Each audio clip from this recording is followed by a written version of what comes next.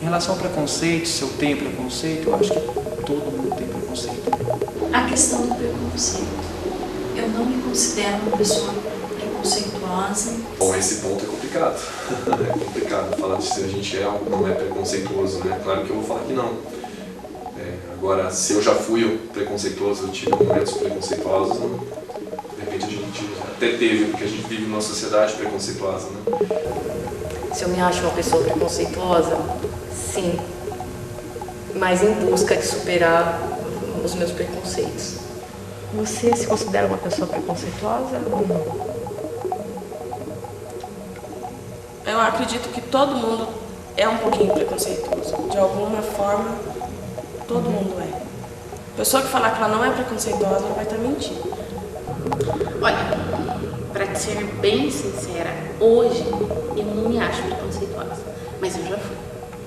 A respeito de preconceito, acho difícil alguém entrar nessa sala aqui e dizer que não tem nenhum tipo de preconceito, né?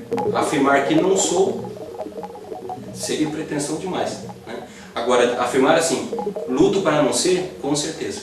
Eu acho que somos preconceituosos porque somos frutos desse meio histórico social que vivemos nesse momento. E o primeiro passo para ser preconceituoso é negar o preconceito, dizer, não, eu não sou preconceituosa.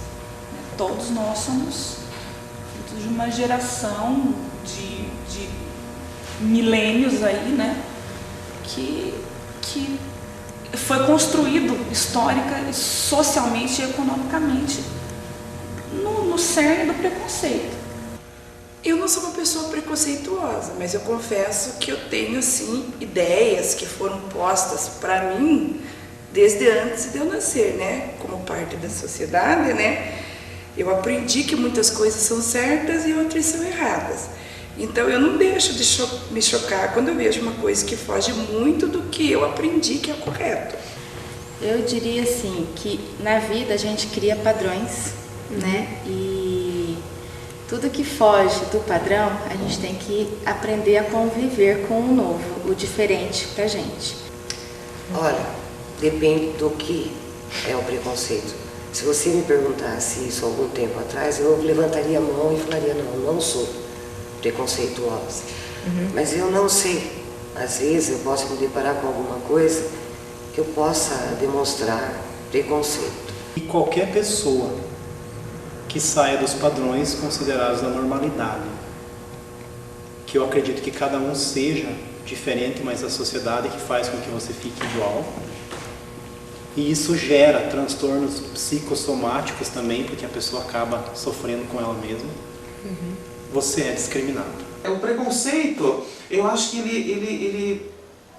ele é resultado de uma ignorância muito grande, porque as pessoas não conhecem determinado assunto. Eu me considero preconceituoso com assuntos que eu não tenho conhecimento. que a sociedade trata às vezes como... que a gente cresce ouvindo como sendo um tabu, como sendo uma coisa que não é certa, que não é correta, que é feia, que não deveria ser feita daquela forma. E quando pelo menos as experiências que eu passei de esclarecimento sobre determinadas situações, eu tinha preconceito com relação a travesti e transexual até alguns anos atrás. Eu acho que é muito hipócrita alguém falar que não é preconceituoso, porque eu acho que a palavra preconceito é uma palavra que de uma certa forma abarca todos, assim, porque não há como você entender de tudo, né? Se você pensar em preconceito, num pensamento, uma ideia pré-concebida antes da aquisição, da assimilação de um conhecimento, todo mundo de alguma coisa não sabe, né? Então a gente acaba criando preconceitos. Então eu acho que até é muito arriscado, assim, muito perigoso alguém dizer, não, eu não sou preconceituoso, porque aí você parte do princípio que você dá certo, né? Se você está certo, você não precisa debater, você não precisa desconstruir nada. Nós sabemos que a discriminação não é só com o negro, não é só com a mulher, ela vai bem além. É discriminação com o pobre, com o feio. Então ela está enraizada, ela anda, caminha junto com a gente e nós não percebemos, né? Então por isso há necessidade do esclarecimento.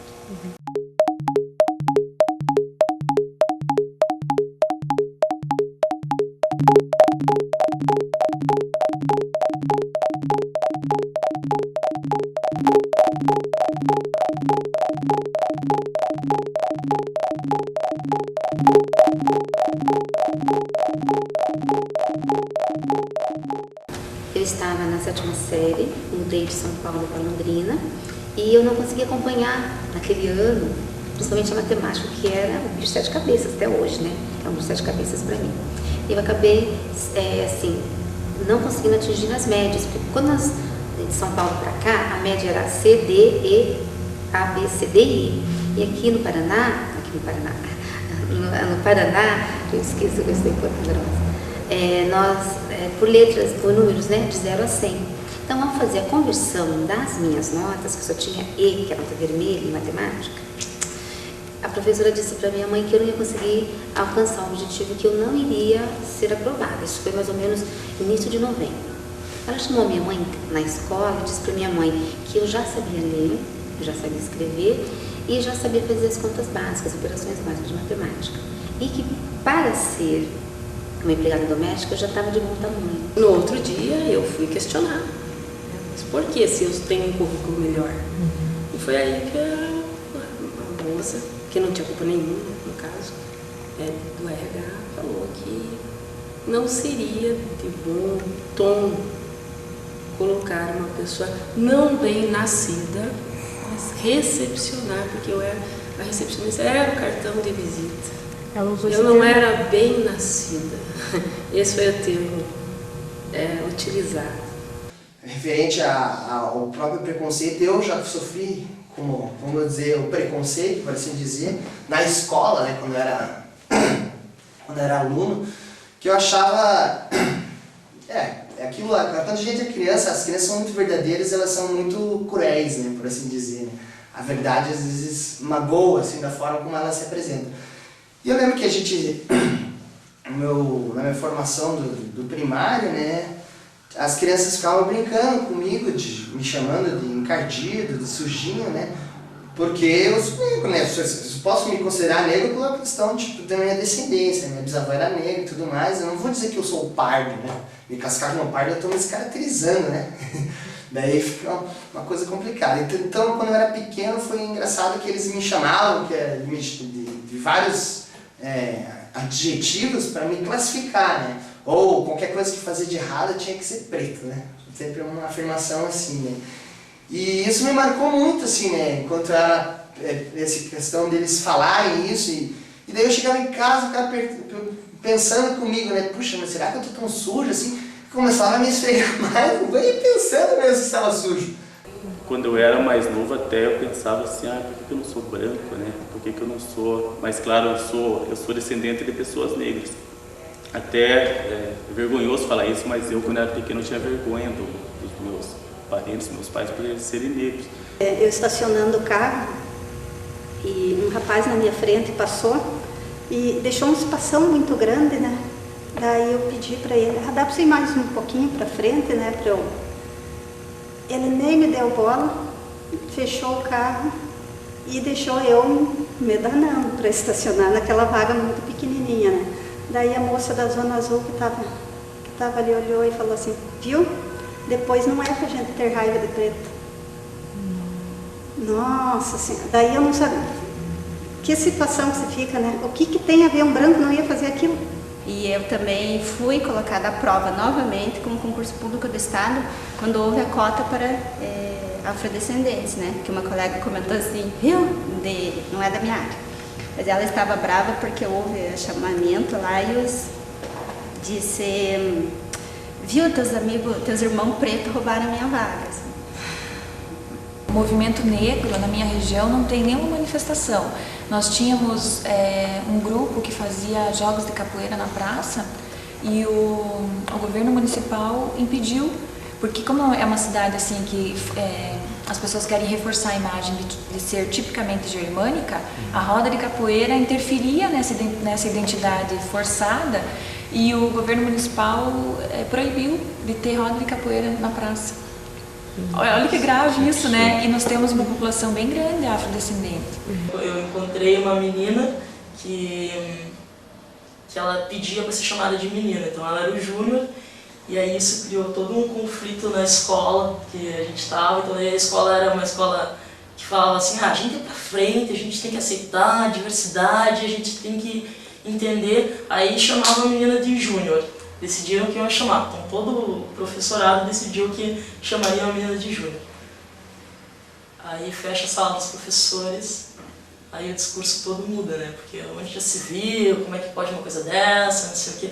Então a gente vê que a gente aceita dentro de alguns limites, né? A gente coloca onde a gente pode aceitar, com quem a gente pode aceitar, e a hora que a gente fecha a porta, veja bem, como que a mãe deixa fazer uma coisa dessa? Experienciei casos também de crianças, né, na escola, por ter, entre aspas, um estereótipo que é considerado, eu não gosto da palavra efeminado, porque já mostra qual é o lugar da mulher, né, remete à questão de ser mulher, que é um papel secundário, né, quando você atribui a efeminização ao homem, né, outra questão, e que a diretora, a professora pediu para o secretário da escola conversar com o menino, porque ele não podia ser assim. Porque ela falou assim, ele anda bailarinando pela escola. E ele sofria muito, os menininhos, os amigos ficavam, os outros alunos xingavam, ficavam acusando, chamando ele de bichinha. E aí essa professora, em vez de tomar providência em relação aos agressores, é sempre o agredido que tem que mudar seu posicionamento, né? Olha, esse ano eu passei por uma situação bem, assim, delicada na escola, né?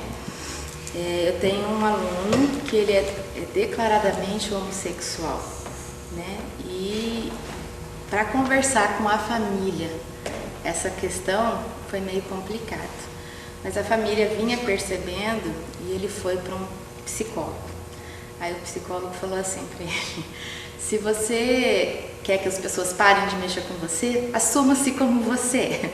E aí começou a ser uma coisa assim, escandalosamente escancarada, que chega a perturbar o ambiente, né?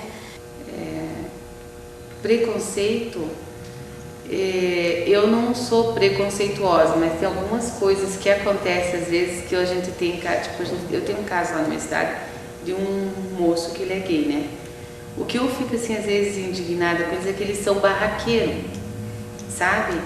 Ele assim, se você olhar pra ele, tu não der um sorriso, ele já, sabe? Então assim, cada um tem a sua vida, assim como tem amigos que são gays, que são assim, pessoas mais assim, educadas, mas eles têm um jeito de ser que eles querem chamar atenção.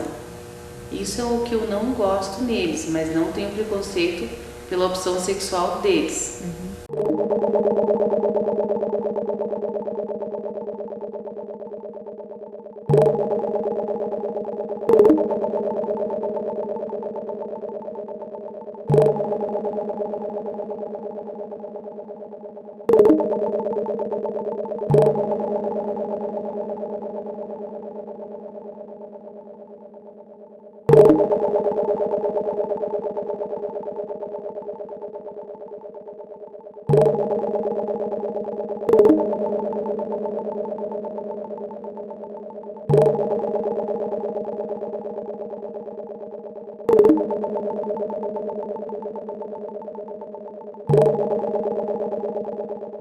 Tinha na pizzaria, casal, não sei quanto pagava lá, né, sabe? Ah, pizzaria hoje, noite do casal, não sei o que, 20, 30 reais, sei lá quanto que é.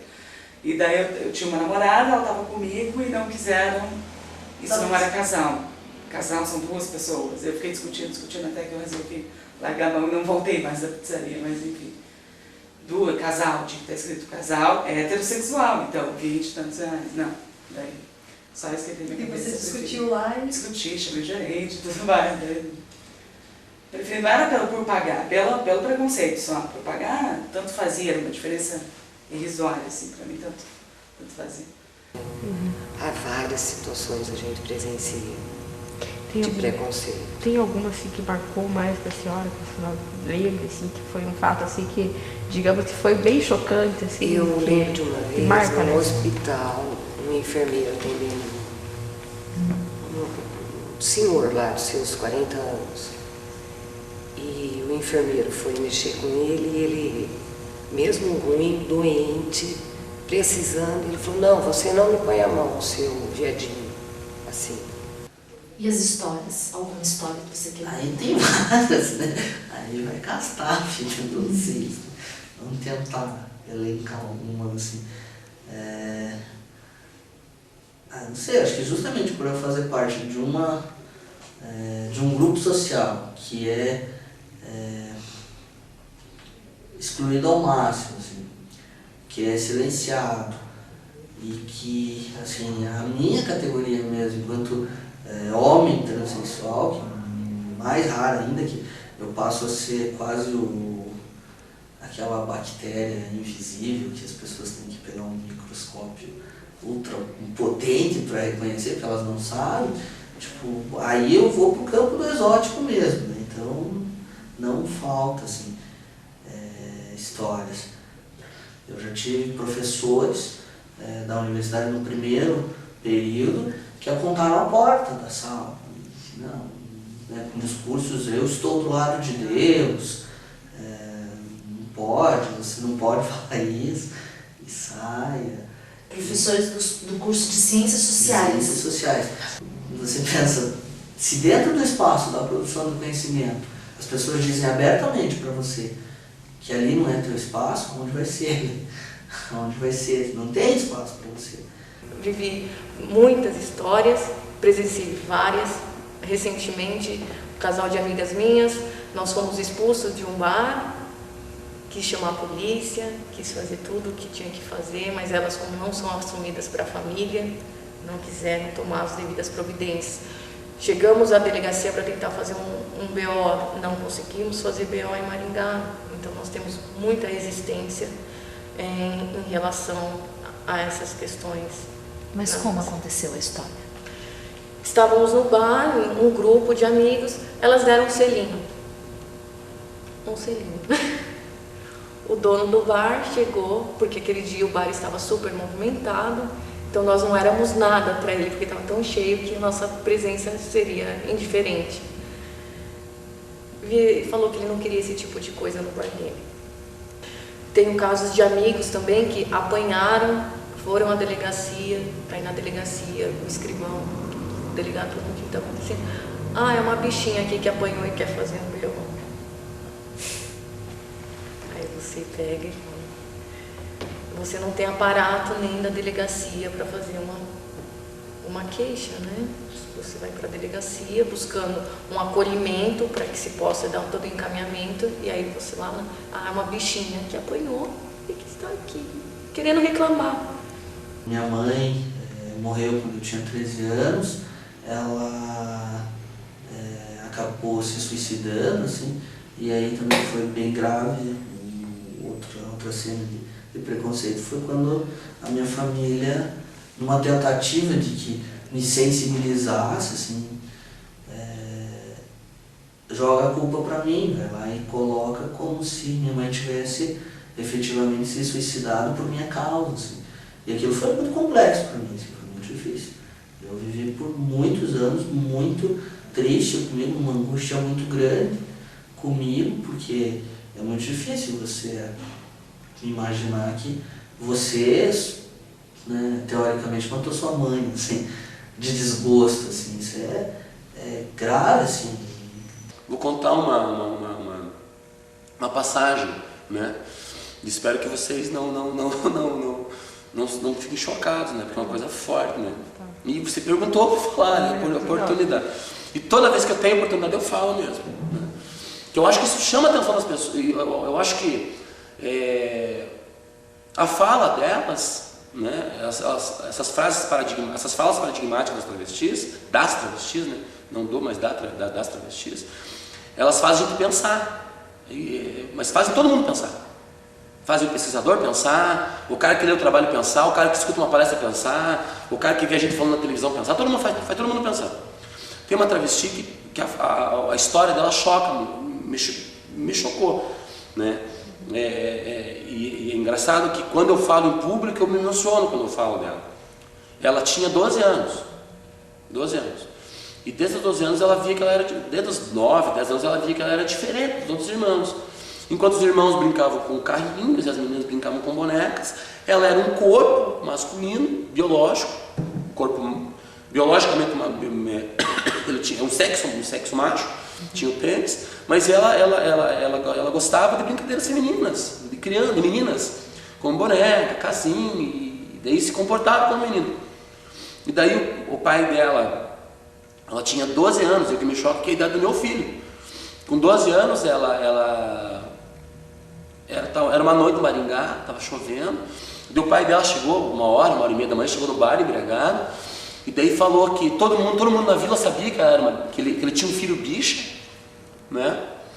E daí acordou a casa inteira com gritaria. Eu acho que ele escutou isso no bar, né, dos amigos, né? Ah, teu filho bicha, né? Teu filho gosta de brincar com isso, teu filho fica né? Fica com frescura, né? E daí ele falou assim, ó, todo mundo sabe na vila que meu filho é bicha, então já que você é bicha, venha comigo que eu vou te levar lá para meus amigos para mim ganhar dinheiro com você. Daí essa travesti falou assim, para pai, da onde pai? Não sou isso não pai, sei que você é bicha assim, então se você é bicha, se é viado, eu vou levar você para ganhar dinheiro. Ia levar para se prostituir. Vou levar para ganhar dinheiro porque ele estava negociando já o corpo dela com amigos, né? Daí ela falou assim, não vou, pai, não vou. Mas é legal ela falava, assim, a fala dela é muito maravilhosa. Não, pai, não vou. Ah, então você não vai? Então tá meu pinto para você chupar aqui então. Então você vai chupar meu pinto agora, você não é bicha? Você vai chupar meu pinto. Não vou, pai, então você não vai chupar meu pinto? Então sai daqui então. E daí pegou uma malinha, com as malinhas de escola, de prefeitura, colocou uma mula de roupa, falou, vai embora. Ela, pai, mas não vou, pai. Não, você vai embora e tocou para casa, com 12 anos. Isso que choca. Em relação a gays, a lésbicas, como nós temos um caso, bom, daí eu acho que eu sou preconceituosa, mas tem uma secretária lá do Dr. Mário que ela é lésbica, ela não esconde de ninguém. Eu moro sozinha e ela pediu para morar comigo, mas eu falei, como que eu vou deixar morar comigo? Ela é minha colega de trabalho, mas o povo vai achar que... Mas será que eu estou sendo preconceituosa? Acho que não.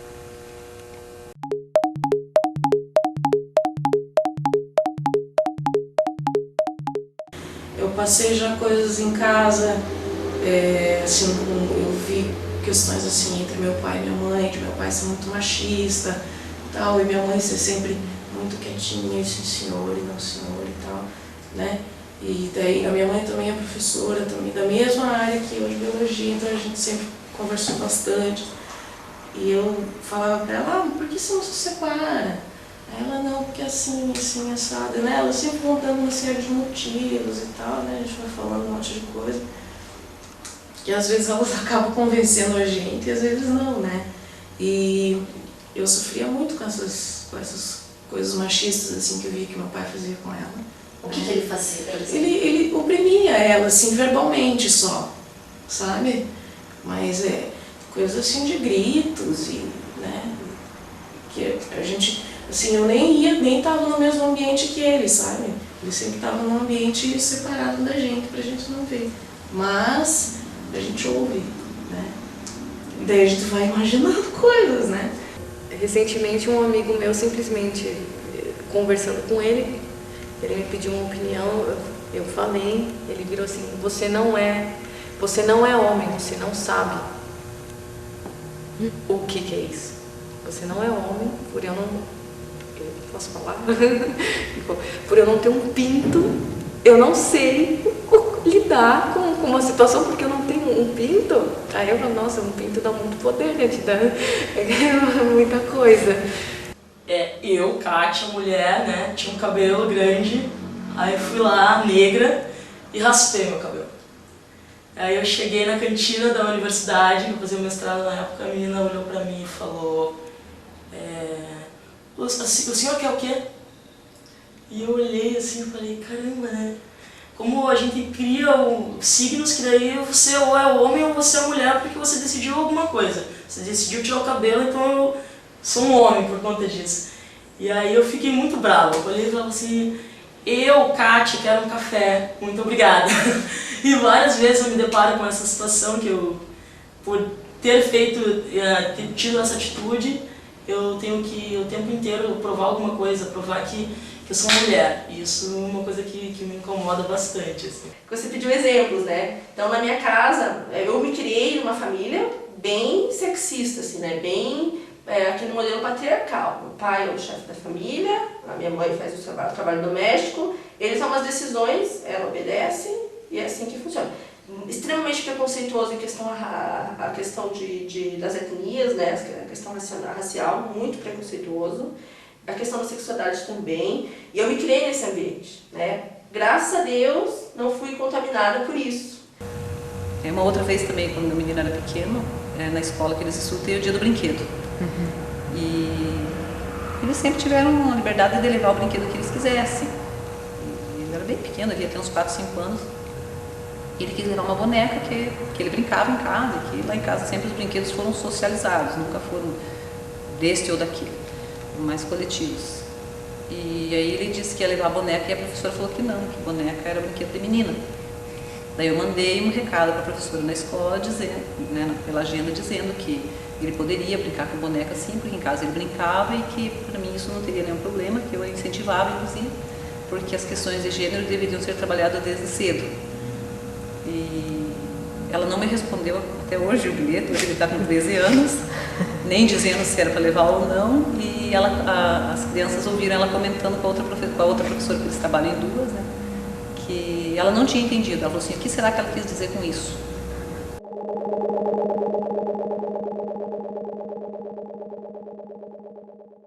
É muito grave pensar que os professores ainda reproduzem um discurso hegemônico, um discurso preconceituoso. Você está trabalhando hoje no presente, com a educação que você tem de formação superior, ou você ainda reproduz o discurso da época que você era aluna? Né? Porque nós viemos de uma educação ainda muito rígida, muito limitada, que você não poderia ter outro tipo de comportamento senão aquele pré-estabelecido, né? Então, os professores ainda reproduzem, e isso está muito claro.